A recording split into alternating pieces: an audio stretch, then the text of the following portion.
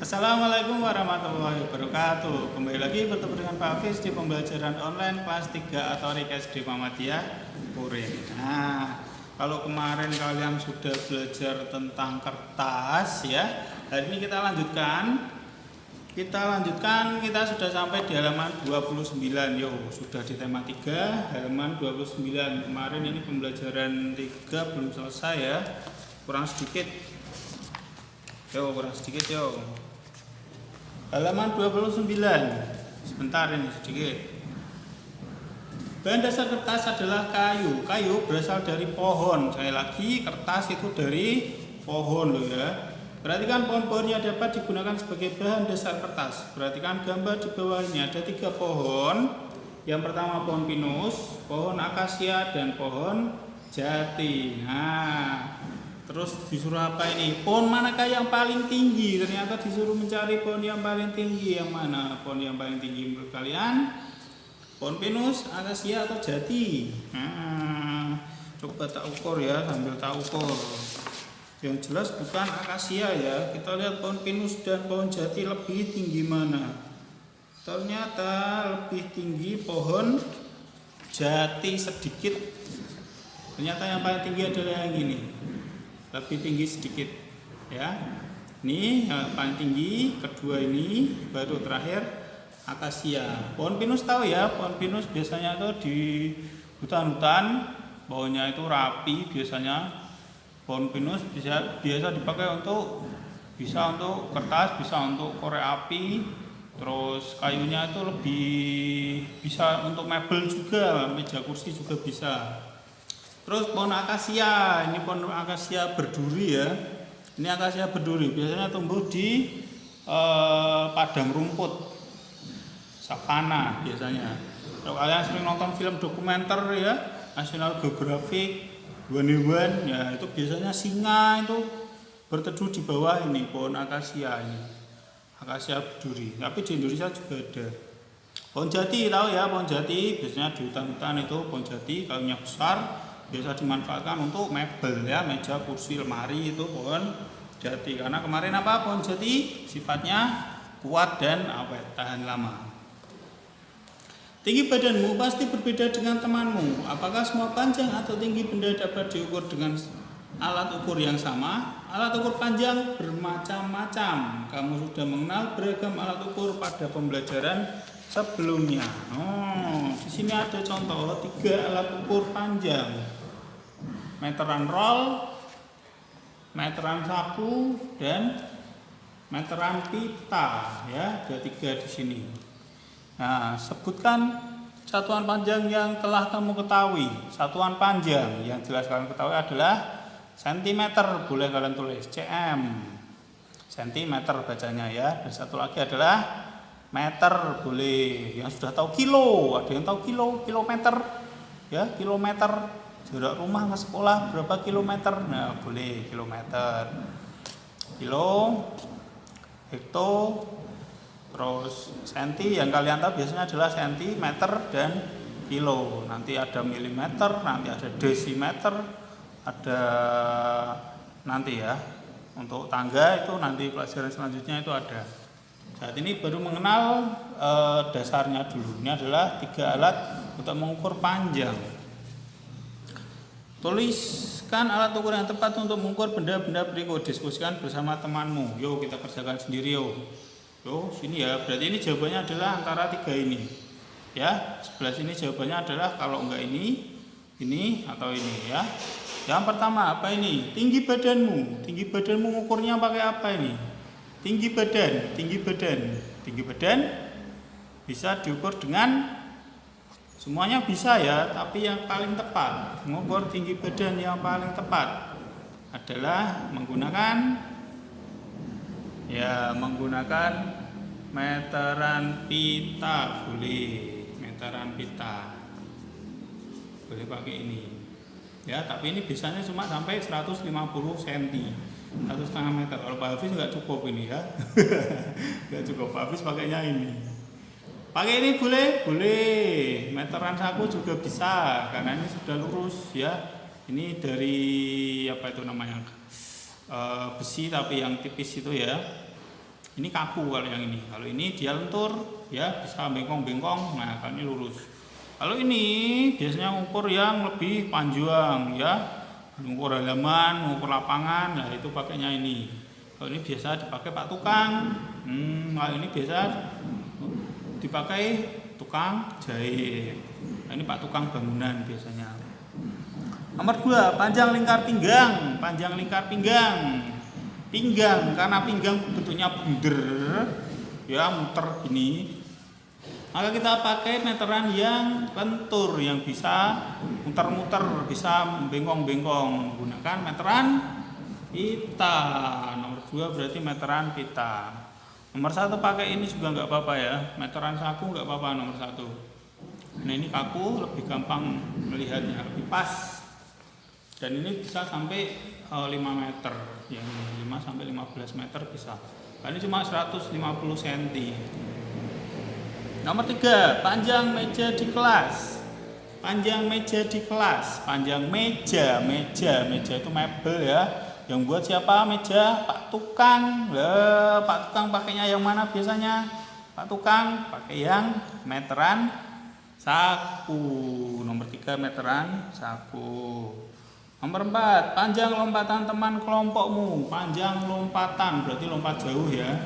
Lompat jauh. Lompat jauh kalau urusan lapangan, urusan di luar agak jauh, agak panjang, kita menggunakan meteran roll. Nomor 4, meteran roll.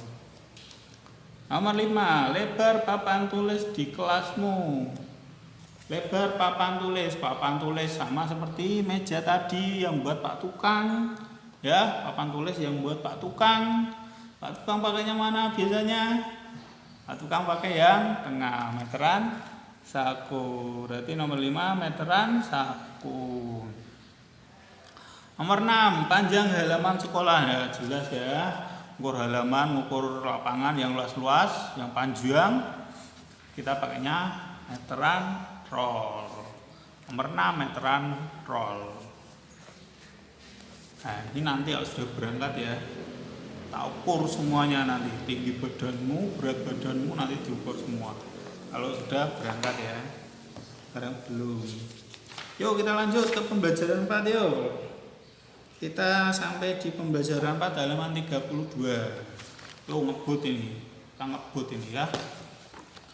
32, plastik, solusi dan masalah. Waduh, plastik ya, solusi dan masalah. Artinya plastik itu sangat membantu kegiatan sehari-hari manusia, membantu peralatan manusia, tapi juga ternyata ada masalahnya. Masalahnya apa? Nah, yuk kita baca.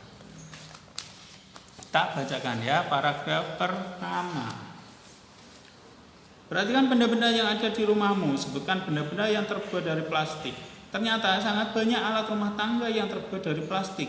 Mulai dari ember, gayung, sampai sendok sayur. Kantong kemasan dan botol air minum juga terbuat dari plastik. Sekarang ini banyak sekali benda berbahan dasar plastik. Mengapa? Karena plastik murah dan tahan lama. Bahan dari plastik tidak dapat menyerap air atau tembus air. Plastik pun mudah dibentuk dan ringan. Oleh karena itu plastik dapat dibuat menjadi berbagai benda. Ember, gayung. Ini apa ini? Serokan sampah ini. Payung juga. Payung ada yang dari plastik.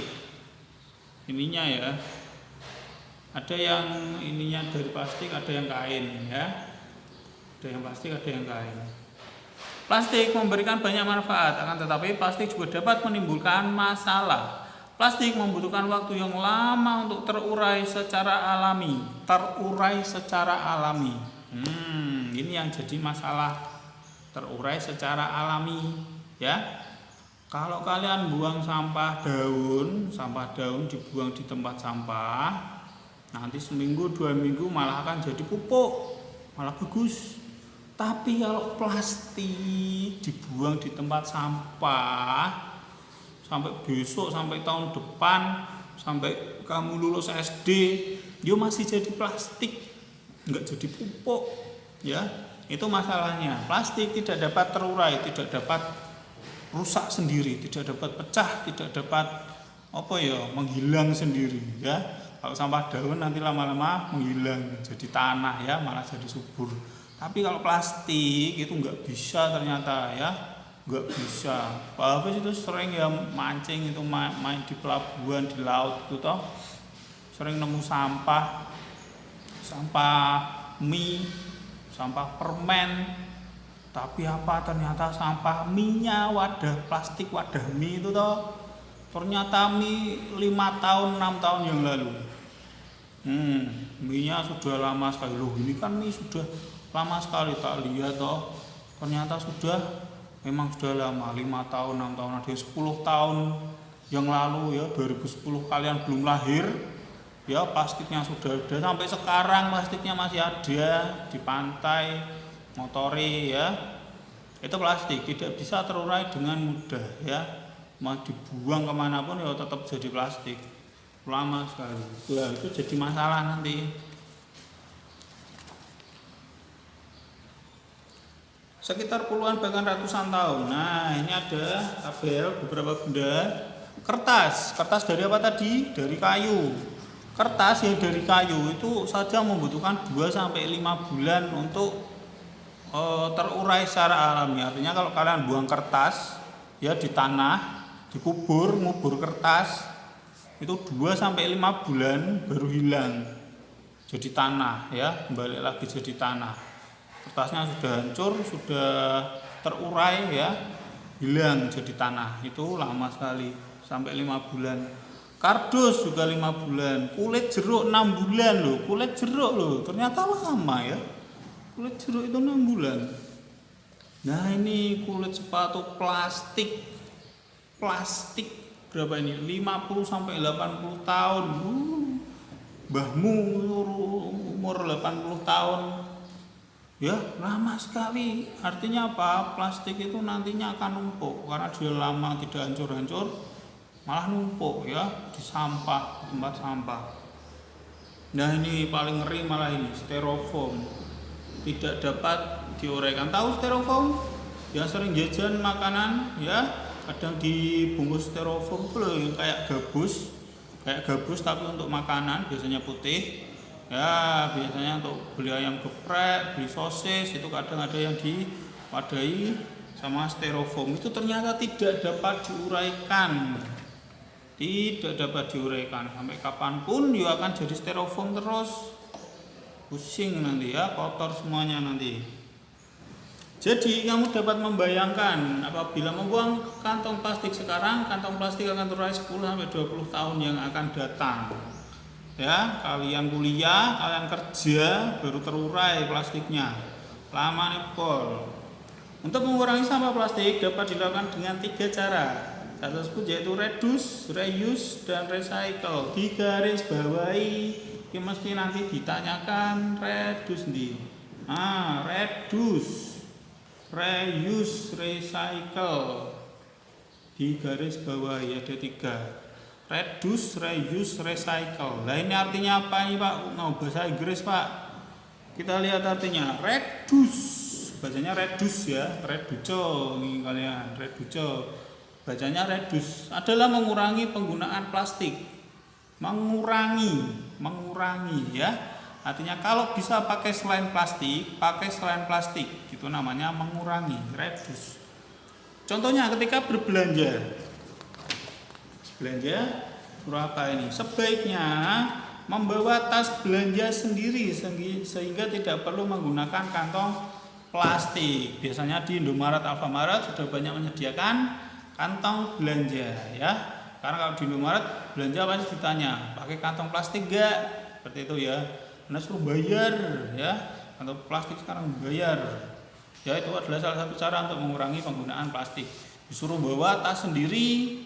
Ya, nanti belanjanya ditaruh di situ, nggak perlu pakai plastik dari Indomaret, Alfamaret. Nah, itu adalah salah satu cara untuk mengurangi. Terus reuse ya, bacanya reuse. Reuse adalah memanfaatkan kembali sampah plastik. Misalnya sampah kemasan botol minuman digunakan untuk membuat pot bunga. Pernah membuat pot bunga dari botol? Nah, itu adalah salah satu cara ini reuse, menggunakan kembali. Tidak dipakai untuk minum lagi, botol minum sudah habis toh, bisa digunakan untuk minum lagi boleh. Tapi kalau sudah tidak digunakan untuk minum lagi, bisa digunakan untuk yang lain. Dipotong bisa jadi wadah pensil misalnya, dipotong bisa jadi ini jadi pot ya, digunakan untuk benda lain, digunakan untuk keperluan yang lain, tidak harus untuk minum terus. Boleh kalau botolnya masih bagus, setelah minum dicuci buat minum lagi boleh, tapi bisa juga untuk dimanfaatkan untuk benda lain. Itu adalah reuse, menggunakan kembali, memanfaatkan kembali. Terakhir recycle, itu tulisan iya gimana ya, ya bacanya recycle ya, bareng-bareng recycle ya, bahasa Inggris ini. Recycle adalah daur ulang sampah plastik, biasanya dilakukan di pabrik. Sampah plastik diolah menjadi barang baru yang dapat dimanfaatkan lagi. Kamu dapat membantu proses daur ulang dengan mengumpulkan dan mengelompokkan sampah plastik. Sampah plastik tidak dicampur dengan sampah lainnya. Berikan sampah plastik kepada pemulung atau petugas kebersihan. Mereka lah yang akan membawanya ke pabrik daur ulang sampah. Perhatikan recycle, mendaur ulang ya, dibuat lagi. Ini di pabrik, khusus di pabrik. Karena apa? Dihancurkan dulu. Botol-botol plastik yang sudah nggak dipakai, biasanya pemulung yang ngambil itu, nanti dimasukkan pabrik, dipecah-pecah jadi kecil, nanti dibuat jadi benda lain ya, di recycle, mendaur ulang.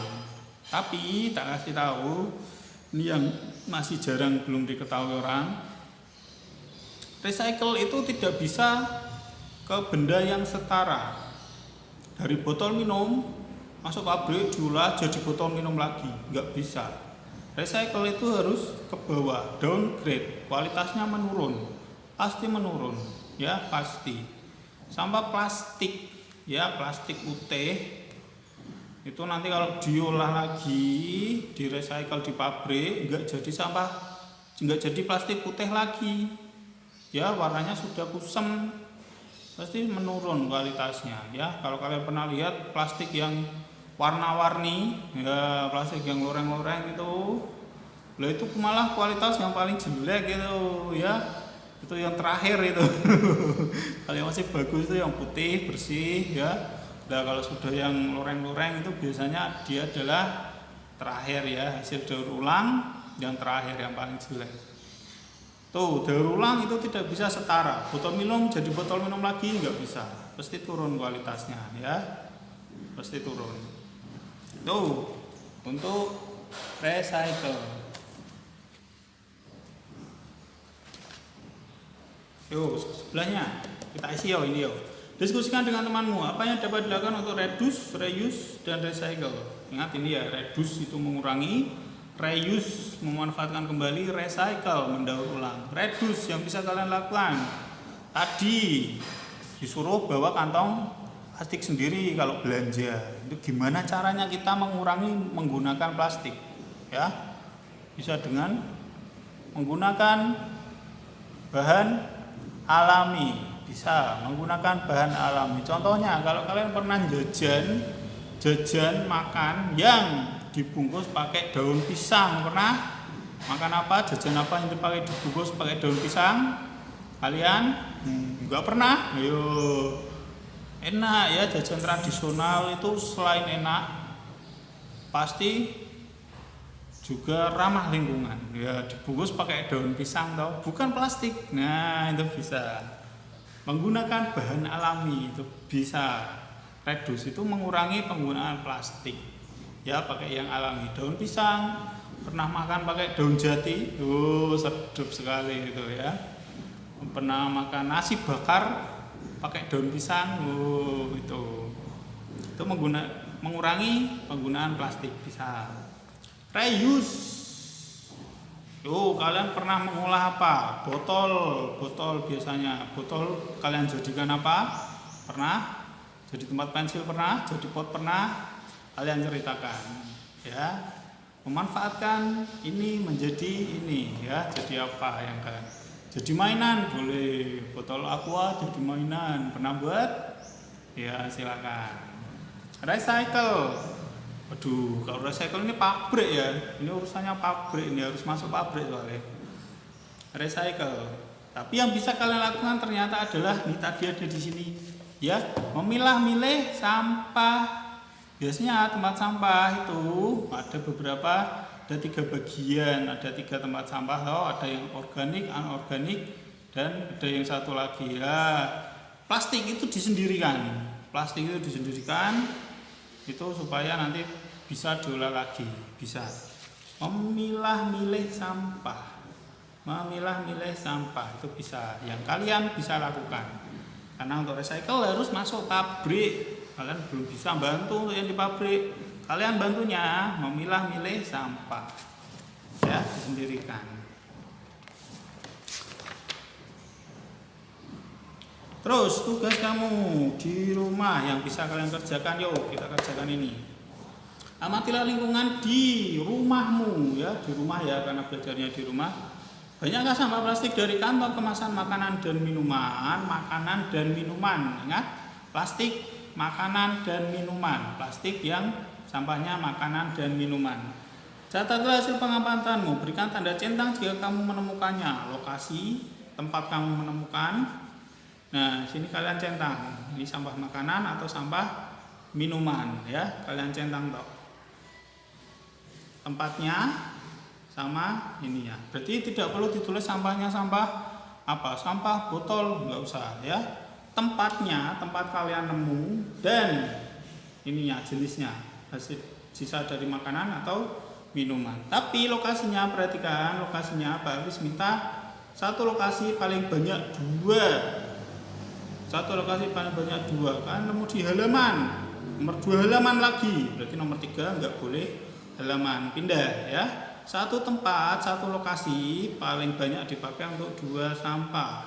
Kalau sudah nemu 2 di tempat yang sama, pindah, cari yang lain. Di kamar, di dapur, di halaman, di mana saja ya, sampah yang ada sampahnya. Di lapangan boleh, di sekitar rumah boleh. Kalian cari lokasinya dan jenisnya, oke?